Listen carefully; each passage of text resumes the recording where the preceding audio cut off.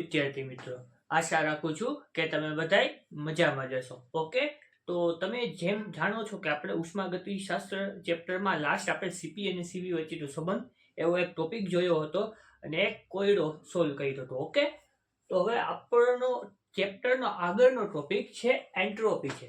Entropy છે ને એ આ ચેપ્ટરનો એક સારામાં સારો ટોપિક છે. તો આપણે આગળ એન્ટ્રોપી વિશે જાણકારી લઈશું કે એન્ટ્રોપી એટલે શું. તો એન્ટ્રોપીને છે ને જનરલી રીતે અવ્યવસ્થાનો દર એટલે કે રેન્ડમનેસ,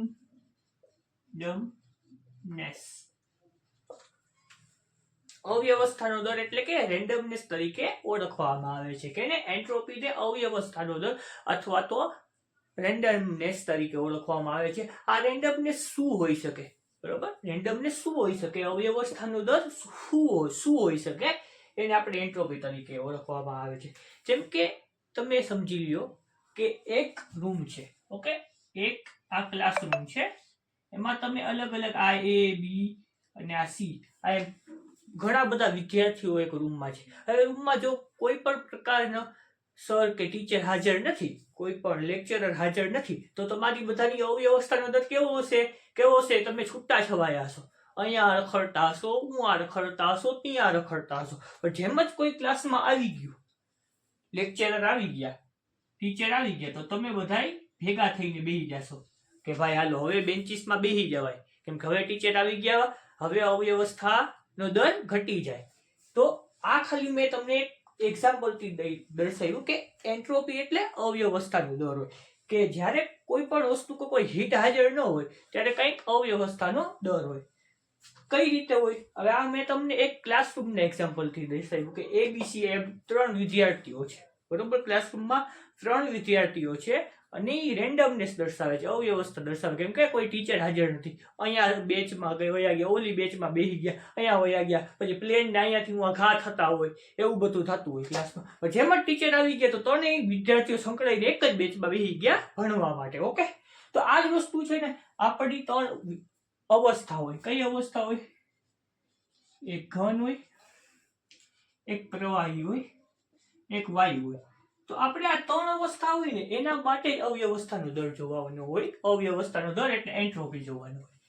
તો આપણે સમજી લો કે આ એક બોક્સ છે. ઓકે, આ એક બોક્સ છે ત્રણેય માટે, ઘન માટે, પ્રવાહી માટે અને વાયુ માટે. હવે તમે જેમ આગળ ભણી કે ઘન હોય ને, ઘન પદાર્થ બને તો એના મોલેક્યુલ એકબીજા સાથે જોડાયેલા હોય. કઈ રીતે હોય? ઘન હોય ને, ઘન પદાર્થ, જેમ કે એક્ઝામ્પલ તરીકે તમે બરફ લઈ લ્યો એમ, તો એના છે ને આ વાયુઓ એકબીજા સાથે જોઈન્ટ હોય, ટચિંગમાં હોય, એકબીજા સાથે આમ કંઈક જોડાયેલા હોય. આમ જોડાયેલા હોય ને એટલે છૂટા છવાયેલા. હવે આટલું બોક્સ છે, બરોબર છે.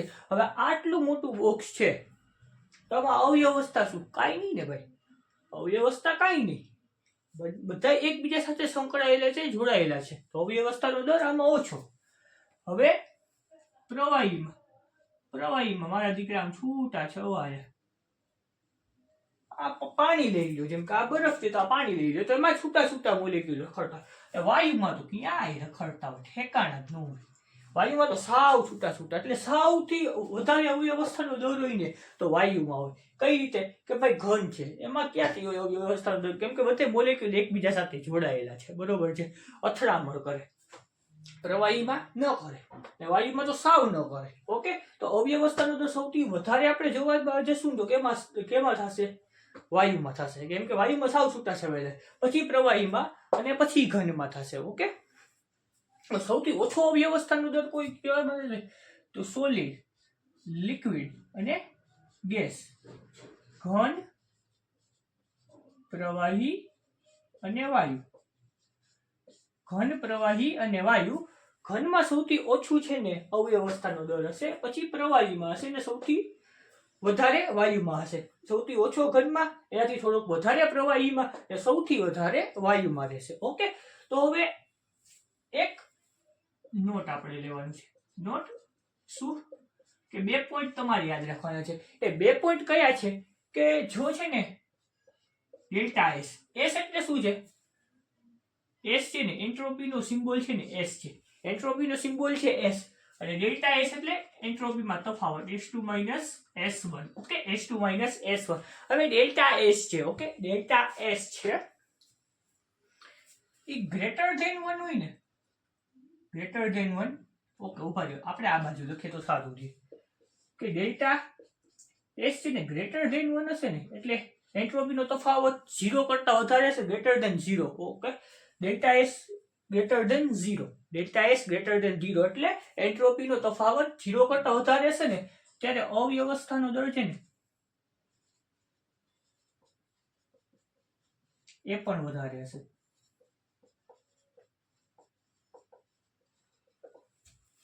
સેકન્ડ શું થશે, ડેલ્ટા એસ લેસ ધેન 0, તો અવ્યવસ્થાનો દર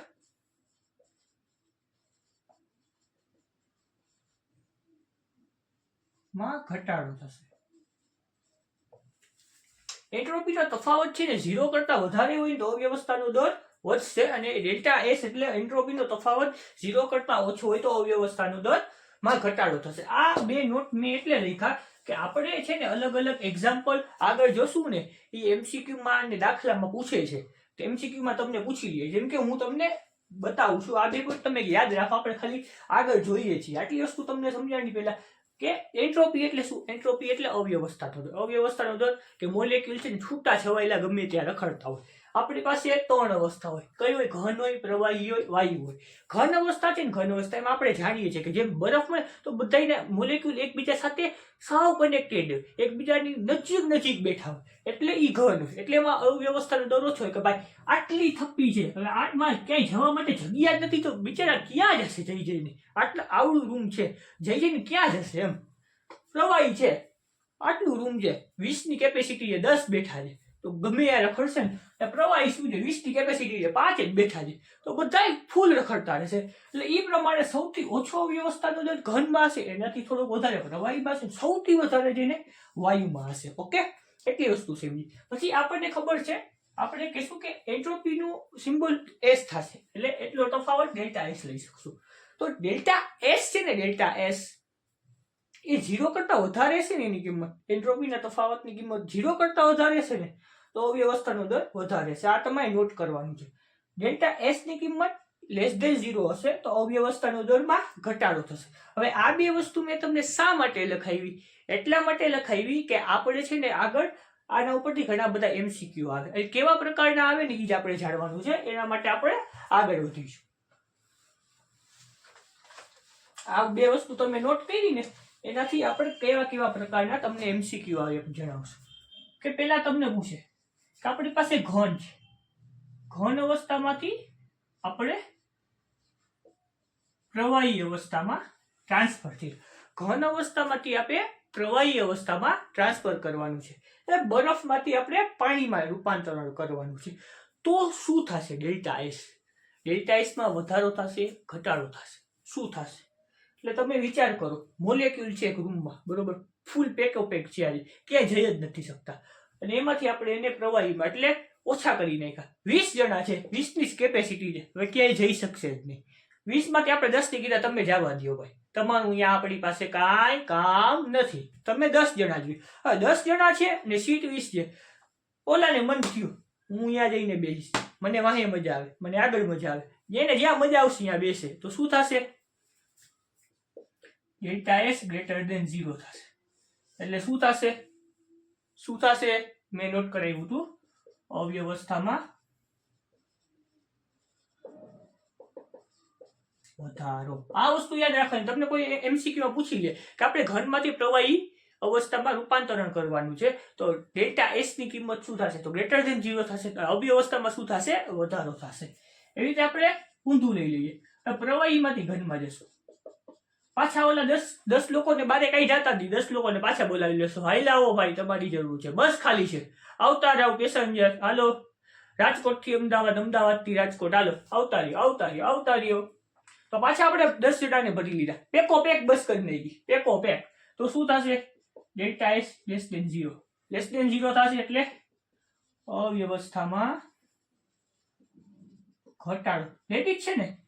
આપણે એક એક્ઝામ્પલ અહીંયા 3 એક્ઝામ્પલ લીધા, ઘન પ્રવાહી વાયુ. હવે આમાં મોલેક્યુલ છે એ એકબીજા સાથે ચોટીને બેઠા હોય તો આમાં તો વ્યવસ્થા ઘટવાની જ છે. તો પ્રવાહીમાંથી ઘનમાં જશું તો ઘટવાની જ છે. ઓકે, હવે ત્રીજું એક્ઝામ્પલ, ઘન પ્રવાહી ઘન. હવે આપણે ઘનમાંથી ડાયરેક્ટ વાયુમાં વયા જશું. ઘનમાંથી ડાયરેક્ટ વાયુમાં વયા જશું. ખબર જ છે ભાઈ, ઘનમાંથી વાયુ. પેલા આપણે ઘનમાંથી પ્રવાહીમાં ગયા તો 20 માંથી 10 લોકોને બહાર કાઢ્યા હતા. હવે ડાયરેક્ટ 15 લોકોને કાઢી દીધા. 5 લોકો માટે કેટલી બધી જગ્યા પડી છે. ગમે અહીંયા બસમાં રખડશે, ગમે અહીંયા રખડશે એટલે ડેલ્ટા એસ ગ્રેટર ધેન 0 એટલે અવ્યવસ્થામાં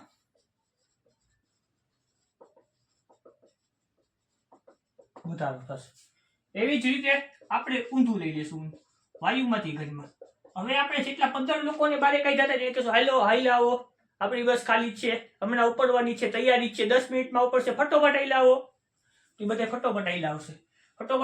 એટલે શું થશે? Delta S less than 0. Delta S less than 0 થશે એટલે અવ્યવસ્થામાં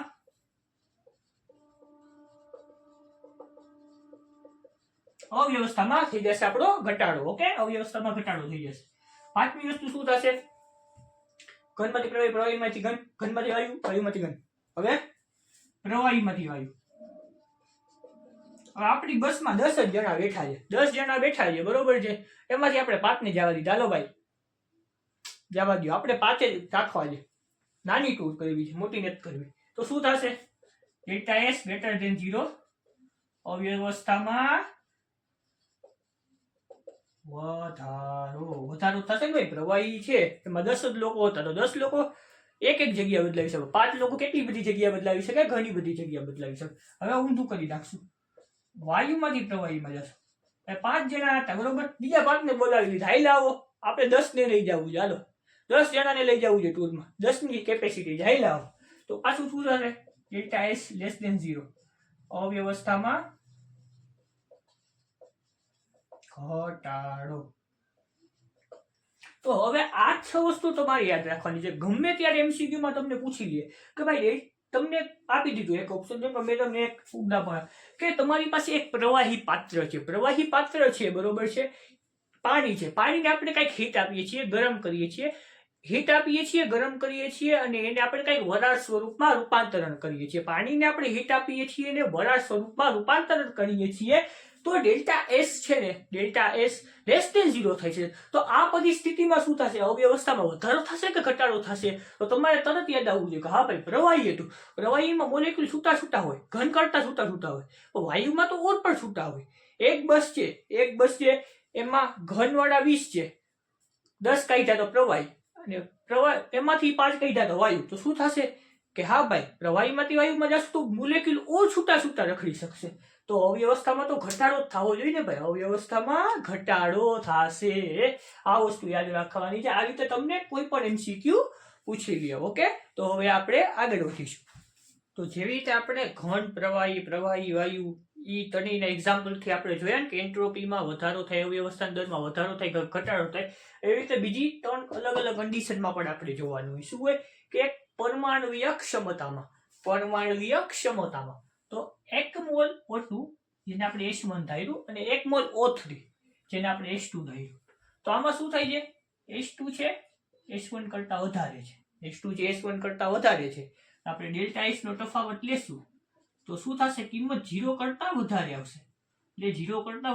ડેલ્ટા એસ ગ્રેટર ધેન 0 આવશે. જો ડેલ્ટા એસ ગ્રેટર ધેન 0 આવે તો આપણે નોટ કર્યું તો એ પ્રમાણે શું થાય? વધારો થાય. હવે મોલમાં તફાવત કે 1 મોલ O2 છે, બરોબર, 1 મોલ O2 છે, બરોબર, અને 2 મોલ O2 છે. તો ડેલ્ટા એસ લેશું, S2 - S1. હવે 2 માંથી 1 જાય તો 1 વધે. ડેલ્ટા એસ થયું ગ્રેટર ધેન 0. તો આમાં શું થશે? વધારો થશે.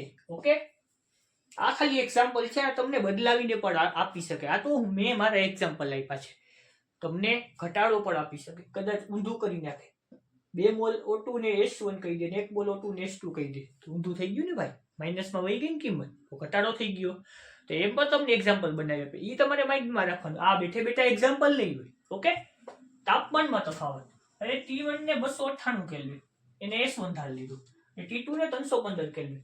તો delta S is equal two S2 - S1. S2 છે, બરોબર છે, એને આપણે 315 માઇનસ 298 એટલે ડેલ્ટા એસ ની કિંમત શું 0 કરતા વધારે દેવી તો પાછો વધારો આ ત્રણેયમાં વધારો આવ્યો પણ આ વસ્તુ ઊંધું કરી શકે હવે આ હું તાપમાનમાં ઊંધું કરી નાખું શું ઊંધું કરી નાખું અહીંયા છે ને અહીંયા આપણે 315 કેલ્વિન લઈ લઈએ અને અહીંયા આપણે લઈ લઈએ 298 315 કેલ્વિન ને 298 કેલ્વિન હવે 315 હશે ને 315 કેલ્વિન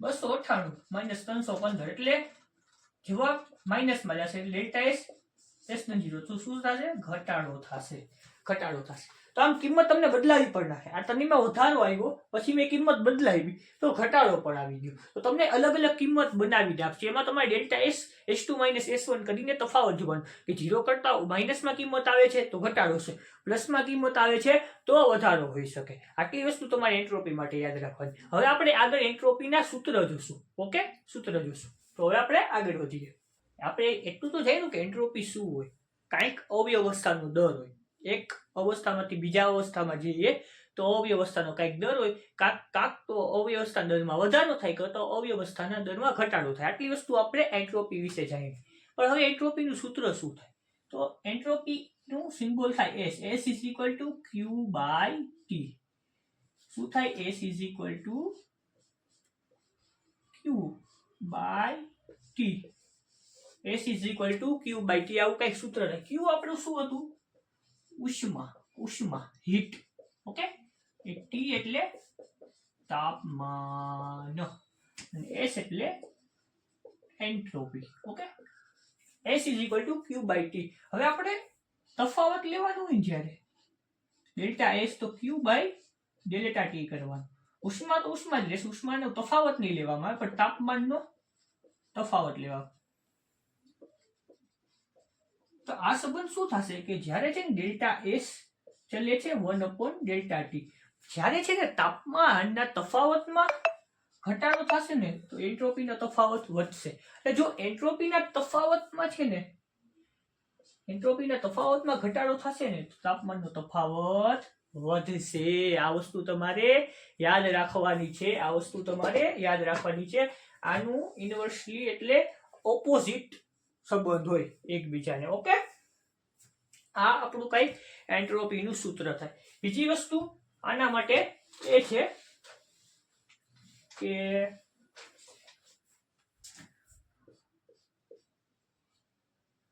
આપણું સૂત્ર છે delta S is equal to Q by delta T delta S is equal to Q by delta T આ આપણું સૂત્ર છે હવે આપણે બે પોઈન્ટર્સ લેશું એક અચળ કદી